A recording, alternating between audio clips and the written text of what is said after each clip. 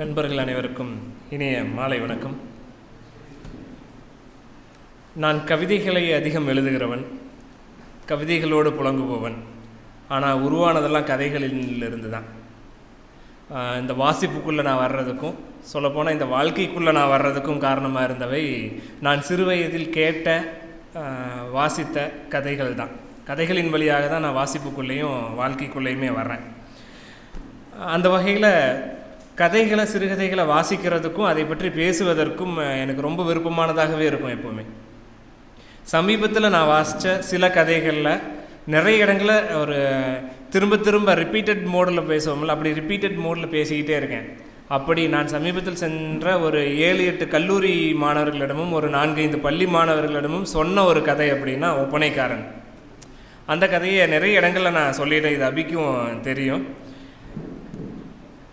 இந்த கதையை திரும்ப திரும்ப பேசுகிறதுக்கு காரணம் என்ன அப்படின்னா, இப்போ சமீபத்தில் வாசித்து கொஞ்சம் நம்மளை ரொம்ப யோசிக்கவும், ரொம்ப ஆழமாக நம்மளை நாமளே உணரவும் வைக்கவுமான கதைகள் அப்படிங்கிற வரிசையில் என்னால் அபி அவர்களோடைய இந்த கதையும் என்னால் சொல்ல முடியும்.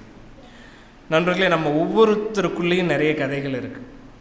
நம்ம ஒவ்வொருத்தருக்குள்ளேயும் நிறைய கதைகள் இருக்குது, சொல்லவும், எழுதவும், பேசவும். நாமளும் நிறைய கதைகளில் இருக்கிறோம்.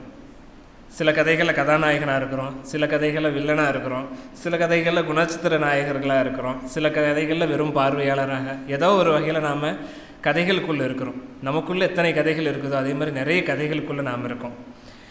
இந்த அரங்கத்தில் இருக்கிற ஒவ்வொருத்தருக்குள்ளேயும் ஒரு கதை இருக்கும். ஒவ்வொருத்தரை பற்றியும் இந்த அரங்கத்துக்கு வெளியில் நிறைய கதைகள் பேசப்பட்டு கொண்டே இருக்கும். என்னை பற்றி உங்களுக்கு தெரிந்தது சில கதைகளாக, உங்களை பற்றி எனக்கு தெரிந்தது சில கதைகளாக, அங்கங்கே நம்ம பற்றி நம்ம பேசிக்கிட்டே தான் இருக்கும். உண்மை வேறையாக இருக்கும். நாம் பேசிகிட்டு இருக்கிறது வெறும் கதைகளாக தான் இருக்கும். இந்த ரெண்டுக்கு இடையில் இருக்கிற இடைவெளி இருக்குது இல்லையா, அதை உடைக்கிற ஒன்று இருக்குல்ல, அதை ஒரு மனிதனை நெருக்கத்தில் போய் பார்க்கணும். நீங்கள் தூரத்தில் இருந்துட்டு பார்க்குறதெல்லாம் வெறும் கதைகள். நெருக்கத்தில் போனீங்கன்னா தான் உண்மை ரொம்ப ரொம்ப அழகானதாக இருக்கும் அல்லது கோரமானதாக இருக்கும். நீங்கள் எதை அழகுன்னு சொல்லிட்டு இருக்கீங்களோ அது கோரமாக இருக்கும், எதை கோரம்னு நினச்சி பயந்துட்டு இருக்கீங்களோ அது ரொம்ப அழகானதாக இருக்கும். ஆகவே தான் கதைகள் வழியாக, கவிதைகள் வழியாக, புத்தகங்கள் வழியாக ஒரு மனிதனை இன்னும் நெருக்கமாக பார்க்கணுன்றது தான் எழுத்தாளர்களும் எழுத்தும் தொடர்ந்து சொல்லிகிட்டு இருக்கிறது. அந்த வகையில் 6 கதைகள் 6மே அதை தான் சொல்லுது. மனிதர்களை இன்னும் நெருக்கமாக போய் பாருங்கள், மனிதர்களை நம்புங்க, மனிதர்களை நேசிங்க, மனிதர்களாக பாருங்கள். இந்த 3-4 வரிகளுக்குள்ளே பொள்ளாச்சி அபி அவர்களுடைய கதைகளை என்னால் குறிப்பிட்டு பார்க்க முடியும். அப்படி தான் இவருடைய கதைகள் இருக்குது. இந்த 6 கதைகளையும் வாசிச்சிட்டேன் அப்படின்னாலும் 2 கதை எனக்கு கொடுத்துருக்காங்க பேசுகிறதுக்கு. ஒப்பனைக்காரனும் வினைப்பயனும். நண்பர்களே, இப்போ இந்த 2 கதை மட்டுமில்லை, இந்த 6 கதையினே வச்சுக்கோங்க. பொதுவாகவே சிறுகதையை பற்றின ஒரு கருத்து இருக்குது. இன்றைக்கு தமிழில் எழுதி கொண்டிருக்கிற நவீன சிறுகதையாளர்கள் உட்பட, உலகம் முழுக்க எழுதிட்டு இருக்கக்கூடிய சிறுகதையாளர்கள் உட்பட ஒரு 50 அல்லது 60 கதைகள் டிஃபால்ட் ஃபார்மேட்டில் இருக்குது இந்த உலகத்தில். அந்த 50-60 கதைகளுக்கு மேலே ஒரு மனிதனால் புதுசாக என்னத்தை உருவாக்கிட முடியும்? நீங்கள் எதை எழுதினாலும் அந்த 50-60 ஃபார்மேட்டுக்குள்ளே வந்துடும் அப்படின்னு தான் எழுத்தாளர் சுஜாதா உட்பட எல்லாருமே சிறுகதைகளை தொடர்ந்து ஆய்வு பண்ணினவங்களும் சொல்லியிருக்காங்க. இந்த உலகத்தில் புதுசாக ஒரு கதை இல்லை, ஏன்னா மனிதர்கள் புதுசு இல்லை. பல்லாயிரம் ஆண்டுகளுக்கு முன்னால் இந்த பூமியில் பிறந்தவங்க, அவங்ககிட்ட பழசு தான் இருக்கும். அவங்க புதுசாக சந்திக்கிற மனிதர்கள் புதுசாக தெரியலாம். அப்படி தான் கதைகளும் ரொம்ப பழைய கதைகள் தான். அதை எப்படி புதுசாக வாசகர்களுக்கு கொடுக்குறோம்? அந்த கதையில் ஒரு எழுத்தாளன் தன்னுடைய முத்திரையை எப்படி பதிச்சு கொடுக்குறான்? ஒரு வெற்றுத்தாள் இருக்குது, அதில் தன்னுடைய கையெழுத்தை போட்டு கொடுக்குறான். அந்த வெற்றுத்தாளில் மேலே எழுதியிருக்கிற சில வரிகள் இந்த மனுஷன் எழுதுனது தான், இந்த மனுஷனுக்கு தான் இப்படி எழுத வரும் அப்படின்னு நம்பணும் வாசகன். அதை செய்யணும். அப்போது இது வரைக்கும் உலகத்தில் சொல்லப்பட்ட கதைகளை தான் நம்ம எழுத வேண்டியதாக இருக்குது. அதை நம்ம எப்படி வித்தியாசமாக எழுதுகிறோம், எப்படி வித்தியாசமாக சொல்கிறோங்கிறதுல தான் முக்கியம். இந்த 2 கதைகளும் உங்களுக்கு தெரிந்த கதைகள் தான், எனக்கு தெரிந்த கதைகள் தான். நான் ஏற்கனவே நிறைய கேட்ட, யோசித்த, படித்த கதைகள் தான். ஆனால் பொள்ளாச்சி அபி அதை எப்படி சொல்லியிருக்கார், எதற்காக சொல்லியிருக்கார், அது 2 தான் முக்கியம். ஒரு கதை சொல்லியிருக்கான் இல்லையா, அவன் ரொம்ப நுட்பமான ஆள். வாய் வழியாக கதை சொல்வதாகட்டும், எழுத்தின் வழியாக கதை சொல்வதாகட்டும். எனக்கெல்லாம் வாழ்க்கை எப்படி அப்படின்னு நான் யார்கிட்டேருந்து முதல்ல கற்றுக்க ஆரம்பிச்சேன்னா எங்கள் அப்பா தான் சொன்ன கதைகள்ல இருந்து தான். ஒரு இக்கட்டான நேரத்தில் நீ எப்படி அந்த இக்கட்டிலிருந்து தப்பிச்சு வரணும் அப்படிங்கிறது எங்கள் அப்பத்தா சொன்ன கதையில் அதுக்கு ஒரு நீதி இருக்குது. ஒரு மோசமான மனிதனை எப்படி கையாளணும் அப்படிங்கிறது எங்கள் அப்பத்தா சொன்ன ஒரு கதையில் ஒரு நீதி இருந்தது. அதற்கப்புறமா அந்த வேலையை யாரெல்லாம் செஞ்சாங்கன்னா, நான் படித்த சின்ன சின்ன புத்தகங்கள்லேருந்து இன்றைக்கு படிக்கிற மிகப்பெரிய எழுத்தாளர்களுடைய புத்தகங்கள் வரைக்கும், இது என்றைக்காவது ஒரு நாள் நாம் இருக்கிற ஏதாவது ஒரு பிரச்சனைக்கு நடுவில் நின்று நமக்கு வழிகாட்டுற ஒரு சின்ன சுடராக சின்ன வெளிச்சமாக இருக்குது அப்படிங்கிறது தான் கதைகளில் இருக்கக்கூடிய மிக முக்கியமான அமைப்பு அப்படின்னு நான் நினைக்கிறேன். அதனால தான் கவிதைகளையும் கதைகளையும் தொடர்ந்து நம்புவனாக புத்தகங்களை வாசிக்கிறத ரொம்ப எல்லாருக்கும் சொல்கிற ஒருத்தனாக இருக்கிறேன். ஏன்னா அதன் வழியாகத்தானே நம்ம இந்த இடத்துக்கு வந்து சேர்ந்துருக்குறோம். அதுதானே நமக்கு இருக்கக்கூடிய ஒரே வெளிச்சம். இப்போ ஒப்பனைக்காரன் கதையை பற்றி பேசணும். ஒரு கதையை தொடங்குறதுக்கு ஒரு கதை சொல்லி ஒரு முடிவு வச்சுருப்பாங்க. எப்படி தொடங்கலாம் ஒரு கதையை, அந்த கதையுடைய சூழல் சொல்லணும், அந்த கதையுடைய நாயகர்களை பற்றி சொல்லணும், அந்த கதை எந்த நிலத்தில் நடக்குதுன்னு சொல்லணும். இதையெல்லாம் ஒரு ஊரில் ஒரு ராஜா இருந்தார் அப்படின்னு ஆரம்பிக்கிற அப்பத்தா காலத்திலேருந்து இன்றைக்கு எங்கே வந்து சேர்ந்துருக்கோம் அப்படின்னா, அது ஊருங்கிறத நீங்கள் சொல்ல வேண்டியதில்லை, அவர் ராஜாங்கிறத நீங்கள் சொல்ல வேண்டியதில்லை. உங்ககிட்ட வேறு சொற்கள் இருக்கணும். ஏன்னா ஒரு ஊரில் ஒரு ராஜா கதையை 10,000 ஆண்டுகளாக சொல்லி பழக்கப்படுத்திட்டோம். நமக்கு இப்போ பிறக்கிற குழந்தை யோகேஷ் மாதிரியான குழந்தை, அவ்வளவு அது ஒரு ஞானச்சுடர். அதை வச்சுக்கிட்டு நம்மளால் ஒன்றும் பண்ண முடியாது. நீங்கள் அதுக்கிட்ட போய் ஒரு ஊரில் ஒரு ராஜா இருந்தாருன்னு ஆரம்பிக்க முடியாது. ஏன்னா அது 10,000 ஆண்டு கதைகளை கடிச்சிட்டு தான் வந்திருக்கு. உங்கள் ஜீன் வழியா, உங்கள் பாட்டியோடைய ஜீன் வழியா, உங்கள் ஜீன் வழியா, அது உங்களோட அறிவையும் சேர்த்து எடுத்துக்கிட்டு வந்திருக்கு. ஏன் இந்த கால குழந்தைகள் அறிவாளிகளாக இருக்கிறாங்க அப்படின்னா, எப்பயுமே முந்தைய தலைமுறையை விட அடுத்த தலைமுறை அறிவாளியாக தானே இருக்கும். ஏன்னா முந்தைய தலைமுறையோட அறிவுன்னு தான் நம்ம மரபணுவில் சேர்த்து கொடுக்குறோமே. இதுதான் அடிப்படை அறிவியல். அப்போ இந்த கால குழந்தைகளுக்கு அல்லது இந்த கால வாசகர்களுக்கு நம்ம கதையை வித்தியாசமாக சொல்ல வேண்டியிருக்கு. அப்படி இந்த ஒப்பனைக்காரன் கதையில், ஒப்பனைக்காரன்கிற பேரே நெகட்டிவான பேர், ஒரு நெகட்டிவான கேரக்டரு, அதை தலைப்பாக வச்சு ஆரம்பிச்சிருக்காரு அபி. அந்த கதையில், அந்த கதை ஆரம்பிக்கிறதே எப்படின்னா, சிவராத்திரி இரவு ஊர் நடுவே சிவன் கோயிலில் கூத்து ஏற்பாடுகள் நடந்துட்டு இருக்குது. அப்போது வில்வ மரத்துக்கு கீழே ராதாகிருஷ்ணன் ஒருத்தன் உட்காந்துருக்கான். இதெல்லாம் குறியீடுகள். சிவராத்திரி இரவு கூத்து, வில்வ மரத்துக்கு கீழே உட்காந்துட்டு இருக்கிறவன் ராதாகிருஷ்ணன். இந்த 2 வரியில் அவர் சொல்கிறது, அந்த ராதாகிருஷ்ணனை போர்ட்ரேட் பண்ணுற விதம், அவர் முக்காடு போட்டு தனியாக இருக்கான், இடது பக்கம் பெண்கள் வரிசை இருக்குது, வலது பக்கம் ஆண்கள் வரிசை இருக்குது. அவன் எங்கே உட்காந்துட்டு இருக்கான்? வில்வ மரத்துக்கு அடியில் உட்காந்துட்டு இருக்கிறவன் ராதாகிருஷ்ணன். அவன் பேர் ஹரிகிருஷ்ணன், ஆனால் ராதாகிருஷ்ணனாக மாறி உட்காந்துட்ருக்கான். இதெல்லாம் போகிற போக்கில் சொல்கிறாங்க. ஒரு கதாபாத்திரத்தை விளக்கக்கூடாது அப்படின்னு சொல்லுவாங்க சிறுகதையில். சிறுகதைங்கிறது ரொம்ப குறுகிய வடிவம். ஒரு நாவலில் 10 பக்கத்துக்கு ஒரு கதாபாத்திரத்தை நீங்கள் வர்ணனை செஞ்சு விளக்கலாம். அவர் நல்லவர், கெட்டவர், வல்லவர் அப்படின்னு எது வேணாலும் விளக்கலாம். ஆனால் சிறுகதையில் அதுக்கு இடமே இல்லை. 2 வரியில் சொல்லணும். நவீன சிறுகதை எங்கே வந்து நிற்கிதுன்னா, காட்சிகளில் சொல்கிற இடத்துல வந்துருக்கு. கவிதையில் எப்படி நவீன கவிதை காட்சிகளின் மூலமாக கவிதை வாசகனுக்கு கடத்துதோ, அப்படி அங்கே நடக்கிற அந்த சுற்று வட்டாரத்தில் நடக்கிற காட்சிகளின் வழியாக அவர் நடத்துகிறாரு. ராதாகிருஷ்ணன் அப்படிங்கிறவர் இப்போ பேசுகிறதுனால அதை தெளிவாக சொல்ல முடியும். அவர் ஒரு திருநங்கை. அவர் திருநங்கையாக மாறிட்டார். அவரை நீங்கள் திருநங்கைங்கிறது கதையோட இறுதி பகுதியில் தான் அவர் சொல்கிறார். ஆனால் வாசகன் அந்த முதல் பத்தியிலேயே புரிஞ்சுக்க முடியும். அந்த மாதிரியான கதைகளை தான் நம்ம விரும்பி வாசிக்கிறோம். இப்போ எங்கே பொள்ளாச்சி அபியுடைய எழுத்து முக்கியமானதாக இருக்குது அப்படின்னா, ஒரு அந்த பூடகத்தன்மை, வாசகனுக்கான ஒரு இடம், அதை வாசகன் உணர வைக்கிறது. நீங்கள் சொல்கிறதுக்கும் உணர வைக்கிறதுக்குமான வித்தியாசம் இருக்குது இல்லையா? அதுதான் வாசகனை நவீன இலக்கியத்தின் பக்கம் இன்னும் நெருக்கமாக இழுக்கும், கதைகளின் பக்கம் இன்னும் நெருக்கமாக இழுக்கும். இவர் உணர வைக்கிற கதைகளை தான் இந்த 2 கதைகளையுமே நான் பார்க்குறேன். இந்த 2 கதைகளும் ஏற்கனவே தெரிந்த கதை அப்படின்னு சொன்னேன் இல்லையா? இந்த கதையை நான் சொல்லவே உங்களாலேயே யூகிக்க முடியும். ராதாகிருஷ்ணன் மெல்ல மெல்ல திருநங்கையாக மாறிக்கொண்டிருக்கக்கூடிய ஒரு ஆண். அவர் என்ன பண்ணுறாருன்னா, வீட்டில் அவர் திருநங்கையாக மாறுகிறார் அப்படின்னு தெரிஞ்சு அடித்து காயப்படுத்தி அவரை துன்பப்படுத்தி அவரை விரட்டுறாங்க. அவர் என்ன முடிவு எடுக்கிறார்? எல்லா திருநங்கைகளுக்கும் விதிக்கப்பட்ட முடிவு தான் அவருக்கும். தற்கொலை பண்ணிக்கலாம்னு நினைக்கிறார். எங்கே போனாலும் இவனுக்கு விடமாட்டானுங்க, தற்கொலை பண்ணிக்கலாம். 2 வழி இருக்குது தற்கொலை பண்ணிக்கிறதுக்கு அவருக்கு. ஊர்லேயே ஒரு ஆறு ஓடுது, குதித்து செத்துடலாம். இன்னொன்று விசக்கொட்டை இருக்குது, அதை அரைச்சி அரளி விதைகளை அரைச்சி சாப்பிட்டு செத்துடலாம். இவர் 2 வழியுமே தேர்ந்தெடுத்துக்கிறார். ஏன்னா ஒன்றில் பழைச்சாலும் இன்னொன்று செத்துடலாம். அப்போ அவருடைய வாழ்க்கை எவ்வளவு துன்பம். இவர் அந்த ஆற்றுல விழுந்து சாகிறதாவே அந்த கதாபாத்திரத்தை வடிவமைச்சிருக்கலாம், அல்லது விஷமறிந்து சாகிறதாகவே அந்த கதாபாத்திரத்தை வடிவமைச்சிருக்கலாம்.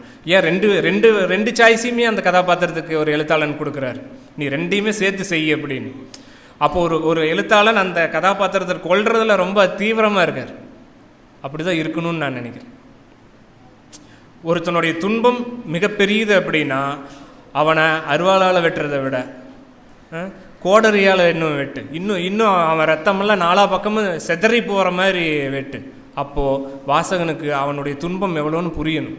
அப்படி தான் இவர் அப்படி வச்சுருக்கார். ஏன் வன்முறை வருது, ஏன் தற்கொலை வருது, ஏன் சாகணும் அவன் அப்படின்னு நினைக்கிற இடத்துல இருந்து அவனை எப்படி சாகடிக்கிறாங்க, ஏன் சாகடிக்கிறாங்க அப்படின்னு யோசிக்கிற அளவுக்கு கொண்டு வராங்க. அப்போ அந்த துன்பம் ரொம்ப பன்மடங்கானது அப்படிங்கிறது தான் அந்த 2 வழியிலையும் சொல்கிறாங்க. அவன் 2க்கும் தயாராக வந்திருக்கான். தயாராக வந்தவன் சாகிறதுக்கு முன்னால் கடைசி ஆசைன்னு ஒன்று இருக்கும்ல, அவனோட கடைசி ஆசை என்னவா இருக்குன்னா அந்த கூத்தை பார்த்துட்டு அந்த கூத்தில் இருக்கிற ஒரு நடிகர் மாதிரி, ஒரு நடிகன் மாதிரி தனக்கும் ஒரு வேஷத்தை கட்டி பார்த்துக்கணும் அப்படின்னு நினைக்கிறான். என்ன வேஷம் அப்படின்னா அர்த்தநாரீஸ்வரர் வேஷம். இந்த இடத்துல தான் நமக்கு அது அங்கே வெளிச்சமாகுது.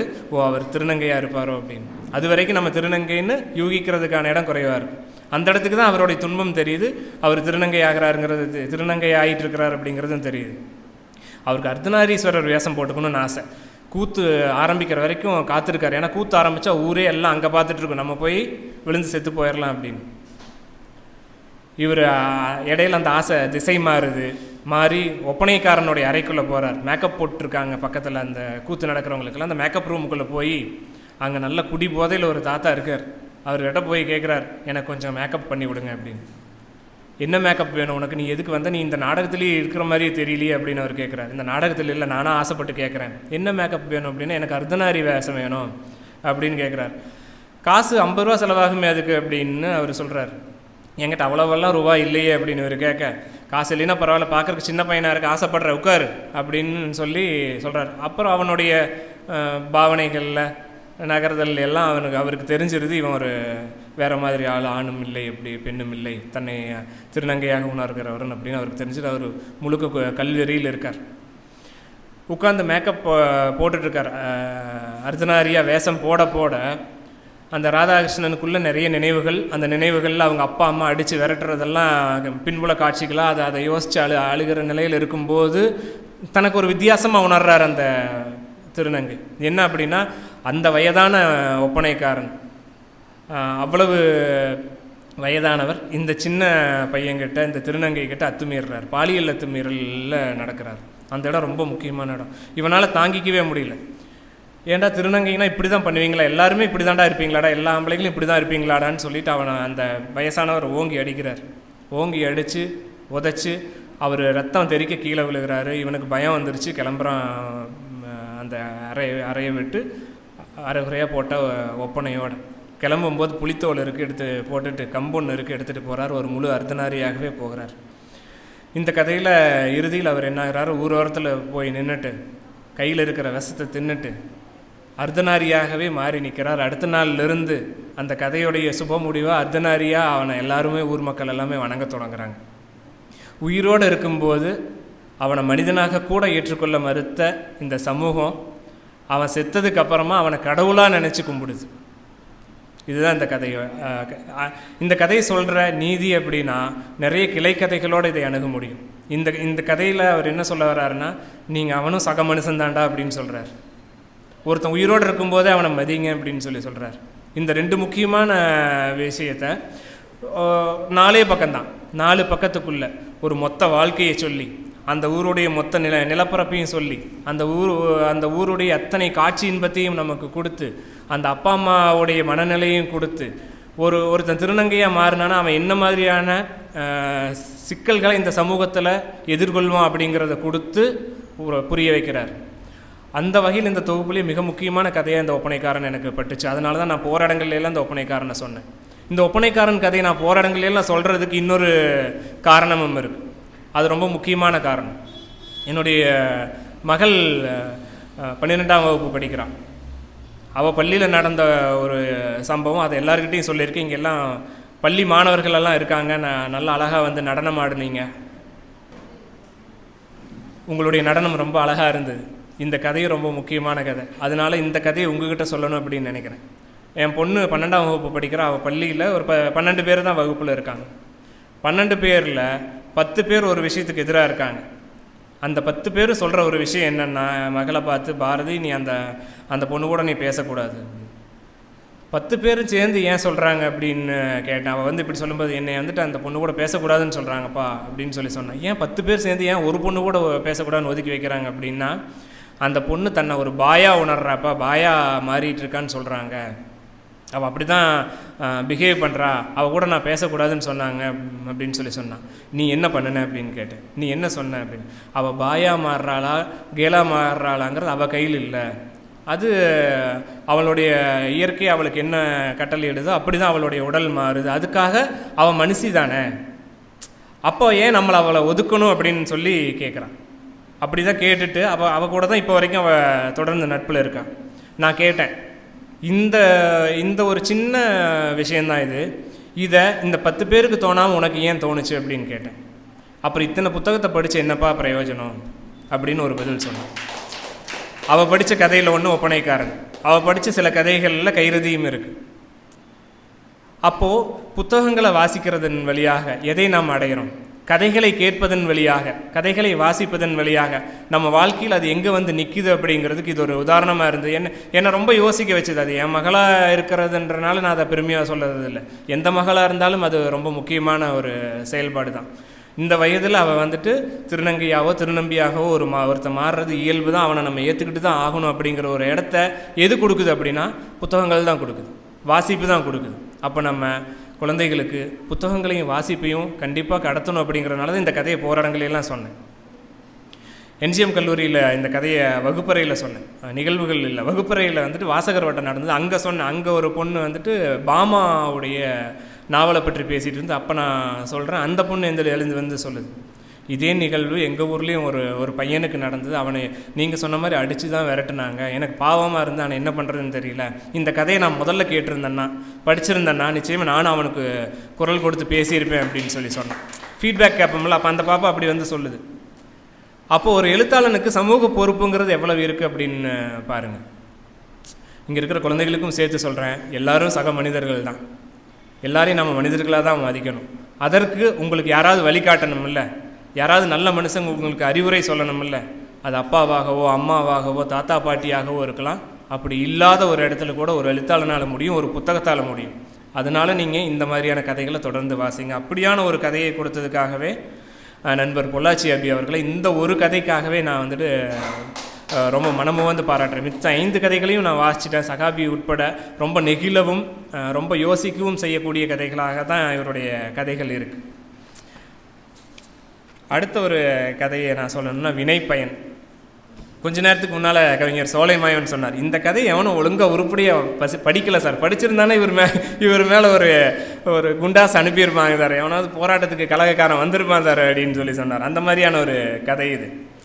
ரொம்ப எளிமையான கதை தான். இப்போ ஒன்றும் நடக்காத ஒரு கதையில் அதை ஒரு திட்டமிட்டு ஒரு எழுத்தாளன் ஒரு முடிச்சை போட்டு அதை சமகாலத்தில் அந்த ப்ராபபிலிட்டிக்குள்ளே கொண்டு உட்கார வச்சு அந்த கதையை நமக்கு முன்னால் இருந்த சந்ததிக்கும் இப்போ இருக்கிற தலைமுறைக்கும் இணைப்பு பாலமாக ஒரு கதையை கொண்டு நிறுத்துறது இருக்கு இல்லையா, இது ஒரு டிப்பிக்கல் வாரமலர் கதை தான். இது ஒரு டிப்பிக்கல் வாரமலர் கதை தான். நம்மளால் யூகிக்கக்கூடிய ஒன்றாக தான் இருக்குது. கடைசி முடிவும் ஒரு ட்விஸ்ட்டை கொடுக்குற ஒரு கதை தான். ஆனால் சமகாலத்தில் அது தேவையானது ஒன்றா இருக்கு. சமகாலத்தில் அது ஒரு முக்கியமான வினையாற்றக்கூடிய ஒன்றாக இருக்குது. அதனால தான் இதுக்கு வினைப்பயன்னு பேர் வச்சுருப்பார் போல். இந்த கதையை நிச்சயமாக வினையாற்றக்கூடிய ஒரு கதை தான். என்ன அப்படின்னா, விவேக்னு ஒரு மனிதன், அவனுக்கு குழந்தை பாக்கியம் இல்லை, குழந்தை பிறக்காது. மருத்துவருடைய அறிவுரைப்படி அவன் என்ன பண்ணணும்னா, உயிரணுக்களை தானமாக பெற்று தான் அவனுடைய மனைவிக்கு ஒரு குழந்தையை கொடுக்க முடியும். இது உன்னோட தப்பு இல்லை, உன்னுடைய மரபு வழியிலேயே இந்த பிரச்சனை இருக்குது அப்படின்னு சொல்கிறாங்க. ஒரு எழுத்தாளன் சொல்ல வேண்டியது அறிவியலை வெளிச்சத்துக்கு கொண்டு வர்றது. அறியாமை இல்லை, மூட நம்பிக்கைகள் இல்லை, அறிவியல் என்ன உண்மையை இப்போ பேசிகிட்டு இருக்கோ. இங்கே திரும்பவும் நான் சுஜாதாவை தான் ரெஃபரன்ஸாக கொண்டு வர வேண்டியது. ஏன்னா சிறு வயதிலிருந்து எங்கே வெளிச்சம், எனக்கு அறிவியல் வெளிச்சம் அதிகமாக கிடச்சிது, ஏன் அறிவியல் கதைகளை அறிவியல் தகவல்களை தொடர்ந்து வாசிக்க ஆரம்பிச்சுன்னா சுஜாதாவிலிருந்து ஆரம்பித்தது தான் அது. எல்லா விஷயத்தையும் அறிவியல் பூர்வமாக அணுக வேண்டும் அப்படிங்கிறத கற்றதும் பெற்றதும்லேருந்து தான் கற்றுக்கிட்டும் பெற்றுக்கொண்டு வந்திருக்கிறோம். அந்த வகையில் இவர் அறிவியல் உண்மையோடு தான் இந்த கதைகளை எழுதுகிறார். நீங்கள் இன்னும் திரும்ப மூடநம்பிக்கையோட குழந்தை பிறக்காததுக்கு பெண் தான் காரணம்னு அடித்து உதைக்க வேண்டாம் அப்படிங்கிற ஒரு செய்தியை அவர் சொல்லவே இல்லை அந்த கதையில். ஆனால் படிக்கிற ஒரு வாசகனுக்கு அது நிச்சயமாக புரிஞ்சிடும். குழந்தை இல்லை, குழந்தை பாக்கியம் இல்லைன்னா நிச்சயமாக அது பெண்ணுடைய தவறாக மட்டுமே இருக்க போகிறது இல்லை. இனியும் அதை நம்ம பேச வேண்டாம். இதை ஒரு 100 எழுத்தாளர்கள் தொடர்ந்து எழுதிக்கிட்டே தான் இருந்தாங்க. ரமணிச்சந்திரன் மாதிரியான பெண் எழுத்தாளர்களும் சரி, குடும்ப நாவல் எழுதுகிறவங்களும் சரி, அல்லது முற்போக்கு இலக்கியம் எழுதுகிறவங்களும் சரி, தொடர்ந்து கட்டுரைகளாக கதைகளாக கவிதைகளாக எழுதியிருக்காங்க. அதுக்கு ரெஃபரன்ஸ் நம்மக்கிட்ட இருக்குது. அதை திரும்பவும் பொள்ளாச்சி அப்படி எழுத வேண்டியிருக்கு. ஏன்னா திரும்ப திரும்ப சொல்கிறதன் வழியாக தான் இந்த சமூகத்தில் ஒரு சின்ன மாற்றத்தை நம்ம உருவாக்க முடியும். அந்த அறிவியல் உண்மை உயிரணுக்களை தானமாக பெற்று குழந்தை பெற்றுக்கலாம், அதனால் ஒன்றும் பிரச்சனை இல்லை. இந்த பையன் அந்த விவேக் ஒரே ஒரு கண்டிஷன் வைக்கிறான், என்னுடைய உயிரணுக்களில் இருந்து தான் குழந்தை பிறந்ததா என் மனைவி நம்பட்டும், அதற்கான வேலையை மட்டும் செய்யுங்க அப்படின்னு மருத்துவர்கள்கிட்ட கெஞ்சி கேட்டுக்கிறான். அவங்களும் வழக்கமாகவே யாருடைய உயிரணுக்களை பெற்று குழந்தை பிறந்ததுன்னு எங்கேயும் சொல்ல மாட்டாங்க. இதுதான் கதையா அப்படின்னு கேட்டால் இந்த கதையை அரை பக்கத்தில் முடிச்சிட்டார். அந்த வகையிலே இந்த கதை முக்கியமான கதை. ஒரு கதையுடைய மிக முக்கியமான ஒரு இடம். அதை நீங்கள் நினச்சிருந்தீங்கன்னா 4 பக்கத்துக்கு எழுதியிருக்கலாம். நிறைய வசனங்கள் எழுதி அந்த பொண்ணுக்கு ஒரு ஃப்ளாஷ்பேக் வச்சு, இந்த பையனுக்கு ஒரு ஃப்ளாஷ்பேக் வச்சு, இந்த கதை உண்மையிலே நான் அதான் யோசித்தேன். வெறும் அரை பக்கத்தில் ரத்தின சுருக்கம் ஒரு சிறுகதை எப்படி தாங்க இருக்கணும். அந்த கதைக்கு தேவையில்லாத ஒரு செய்தியும் ஒரு வரியும் அங்கே இருக்கக்கூடாது. அப்படி அந்த கதையை ரொம்ப கிறிஸ்பாக எழுதியிருந்தார். முதல் பக்கத்தில் அந்த கதையோடைய வாசகனுக்கு சொல்ல வேண்டிய எல்லா செய்திகளும் சொல்லியாச்சு. இதுக்கு மேலே இதில் முக்கியம் எதுவும் இல்லைடா, இதுக்கப்புறம் வர்றது தான் முக்கியம் அப்படின்னு சொன்னார். அடுத்த 2 பக்கத்தில் நடக்கிறது ரொம்ப முக்கியம். குழந்தை பிறந்துருச்சு. அந்த ஒரே பக்கத்துக்கு அரை பக்கத்துக்குள்ளேயே குழந்தை பிறந்து அவன் 2 வயசு பையனாயிட்டான்.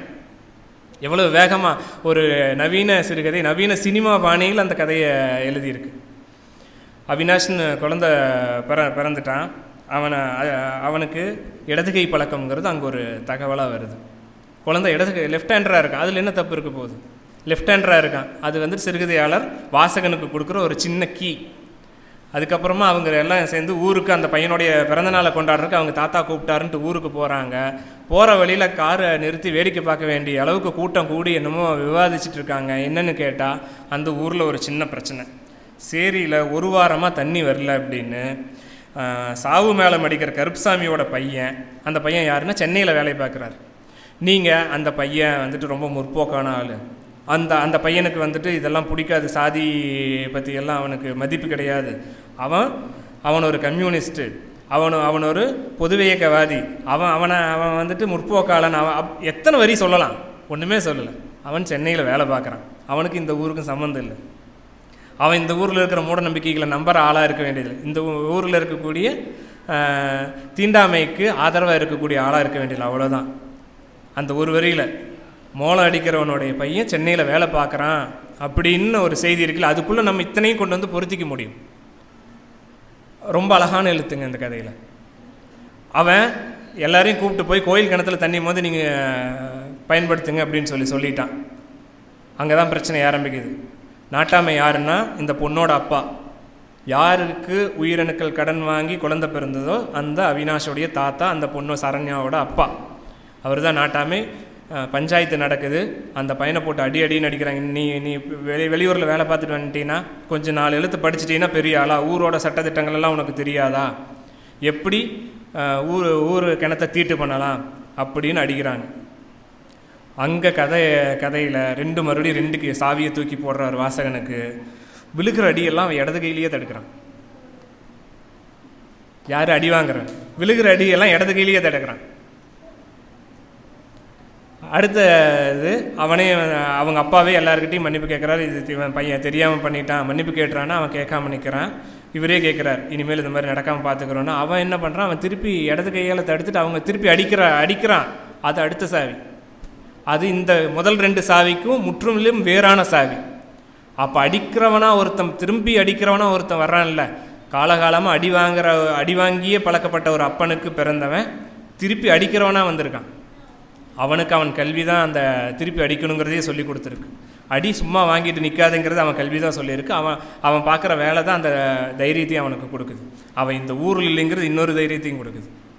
அப்போ இதெல்லாம் ஒரு எழுத்தாளன் பக்கத்தில் உட்காந்து சொல்லலை, ஆனால் பக்கத்தில் உட்காந்து உணர வைக்கிறார். சொல்லுவதற்கும் உணர வைப்பதற்குமான வேறுபாட்டை அங்கே தான் பொள்ளாச்சி அபி இந்த கதைகளின் மூலமாக உணர்த்துகிறார். அவன் இந்த கதையில் மற்றதெல்லாம் சம்பவங்கள் தான். அது வாசகனுக்கு என்ன நடக்குதுன்னு புரிய வைக்கிறதுக்கு சொன்ன காட்சிகள். அவன் திரும்பி நடந்து போகிறான், அவனுடைய இடது கையை தான் க்ளோஸ்அப்பில் காட்டுறார் அபி. அவன் இடது கையாளன் அப்படிங்கிறத வாசகர்களுக்கு கடத்திட்டார். இப்போ வாசகன் தெரிஞ்சுக்கணும், அவினாஷும் இடது கையாளன், அவனும் அந்த தாழ்த்தப்பட்ட இனத்தை சேர்த்த இந்த கருப்புசாமி அவர்களுடைய பையனும் இடது கையாளன். அவ்வளோதான். அவன் சென்னையில் வேலை பார்க்குறான், இவங்க சென்னையிலேருந்து தான் ஊருக்கு வந்திருக்காங்க. இந்த எல்லா புள்ளிகளையும் கனெக்ட் பண்ணிங்கன்னா வர்றது தான் இந்த கதையுடைய விடை. இதை எங்கேயுமே அபி சொல்லலை, புள்ளிகளை மட்டும் வச்சுட்டு போயிட்டாரு. வாசகன் கோலம் போட்டு கனெக்ட் பண்ணி புரிஞ்சிக்க வேண்டியது தான். உண்மையிலேயே கதைகள் இப்படி ஒரு வாசகனுக்கான இடத்த கொடுக்கணும் தான். அந்த வகையில் இந்த 2 கதையை பேசுறதுக்கு எனக்கு கிடைச்ச வாய்ப்புங்கிறது ரொம்ப மகிழ்ச்சியானது. வினைப்பயனும் ஒப்பனைக்காரனும் இதில் ரொம்ப முக்கியமான கதைகள். ஒப்பனைக்காரன் மனிதனாக பார்க்க சொல்லுது, வினைப்பயனும் அதை தான் சொல்லுது, அவன் மனுஷன்தான்னு சொல்லுது. எந்த சாதின்றது முக்கியம் இல்லை, அவன் சாதியை பற்றி பார்க்காத அவன் மனிதன்தான் அப்படின்னு சொல்லுது. ரொம்ப தெரிந்த கதைகளுக்குள்ள தெரியாத பல தகவல்களோட ரொம்ப சுவாரஸ்யமான நடையில் எழுதப்பட்ட 2 கதைகள் அப்படின்னு சொல்லுவேன். அது ரொம்ப முக்கியமில்லை. ஒரு கதையோடைய முதல் பத்தியில் ஒரு வாசகன் உள்ளே இழுத்துடணும், இல்லைன்னா கதாசிரியன் அந்த இடத்துல தேங்கிடும், அந்த இடத்துல தோற்றுருவான். அப்படி ஒரு வெற்றி பெற்ற 2 கதைகளை இன்றைக்கு எனக்கு பேச வாய்ப்பளித்த, மிக முக்கியமான கதைகளை பேச வாய்ப்பளித்த உங்களுக்கு எனது மனம் நிறைந்த நன்றி. தொடர்ந்து இப்படியான கதைகளையே எங்களுக்கு தாருங்கள் என்று பொள்ளாச்சி அபி அவர்களிடம் இன்னொரு வேண்டுகோளையும் வைத்து விடைபெறுகிறேன். நன்றி.